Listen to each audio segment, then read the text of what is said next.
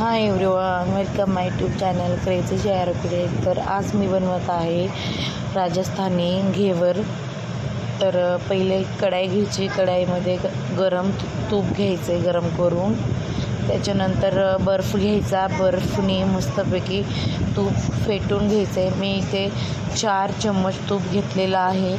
त्याच्यामध्ये मस्तपैकी बर्फ टाकून फेटून घ्यायचे आणि एकदम मस्तपैकी फेटून झालं का बर्फ काढून घ्यायचं आणि आपल्या हातानेच ते एकदम छान करायचं, चांगलं फेटून घ्यायचं. मग चांगला क्रीमी टेक्स्चर येतो बघा, एकदम छान टेक्स्चर आलेलं आहे, एकदम क्रीमी. त्याच्यानंतर मग त्याच्यामध्ये आपल्याला ॲड करायचं आहे मैदा. तर हे आहे मैदा, आणि मैदा एकदमच ॲड नाही करायचा, थोडा करायचा ॲड. आणि मी मैदा घेतलेला आहे 200 ग्रॅम. तुम्ही तुमच्या क्वांटिटीनुसार बघू शकतात. आणि माप एकदम बरोबर मोजून घ्यायचं आहे. 4 चम्मच तूपला मी 200 ग्रॅम मैदा घेतला आहे. 1 कपभर वाटी दूध घेतलं आहे, 1 वाटी. आणि त्याच्यानंतर परत ते फेटून घेतलं चांगलं. परत थोडंसं मैदा टाकला त्याच्यामध्ये, परत एकदा फेटून घेतलं.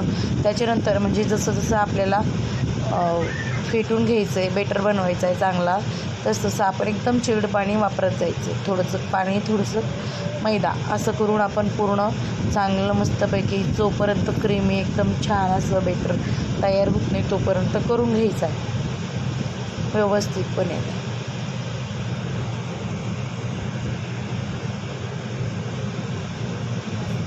एकदमच सगळं यूज करायचं नाही आहे. आपण जेवढं लक्षपूर्वक करणार ना तेवढंच म्हणजे एकदम छान पद्धतीने तयार होतं घेवर.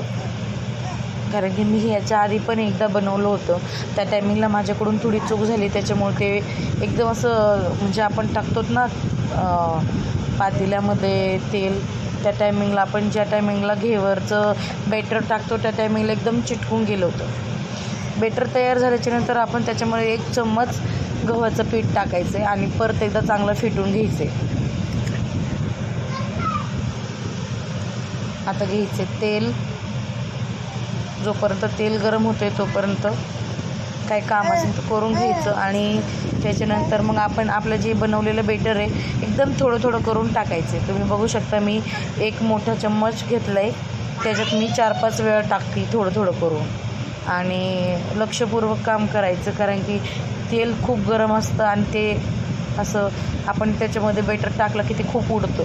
त्याच्यामुळं एकदम सावधानीने करायचं, जेणे की आपल्या अंगावर उडलं नाही पाहिजे. ते जर तेल जर उडलं ना खूप चटके बसते.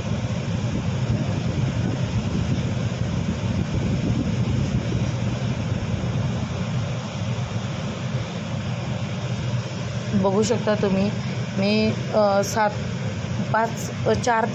किंवा 5 चमचे भरून टाकेले.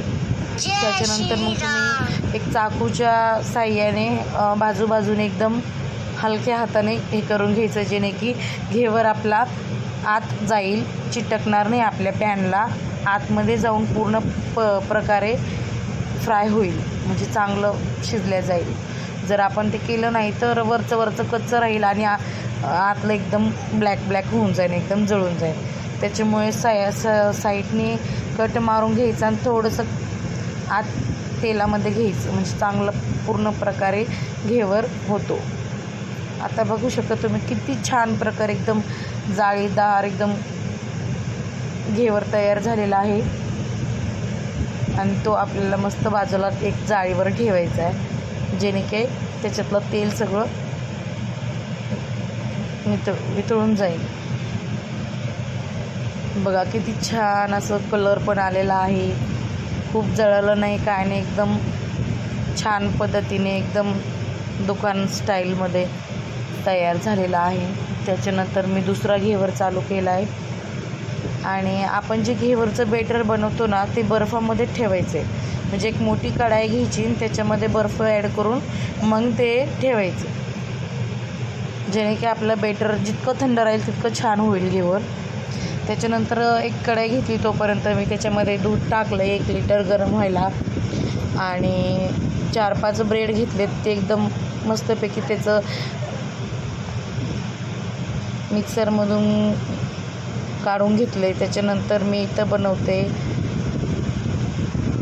साखरेचं पाणी ते आपल्याला आता मलाई करायची आहे.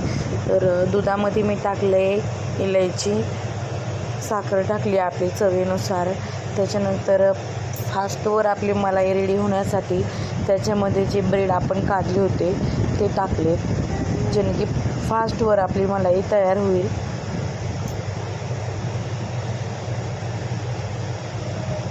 त्याच्यामध्ये मी ॲड केले 5 ते 6 केसरचे फूड, चांगला रंग येण्यासाठी. आता बघा तुम्ही, एकदम मस्त अशी आपली मलाई रेडी झाली आहे. आता मी घेवरवर टाकते साखरेचं पाणी, त्याच्यानंतर ॲड करायची मलाई व्यवस्थितपणे आपल्याला लावून घ्यायची आहे. त्याच्यानंतर ड्रायफ्रूट्स आपण कट केलेले त्याच्यावरून टाकायचे. ही झाली आपली घेवर.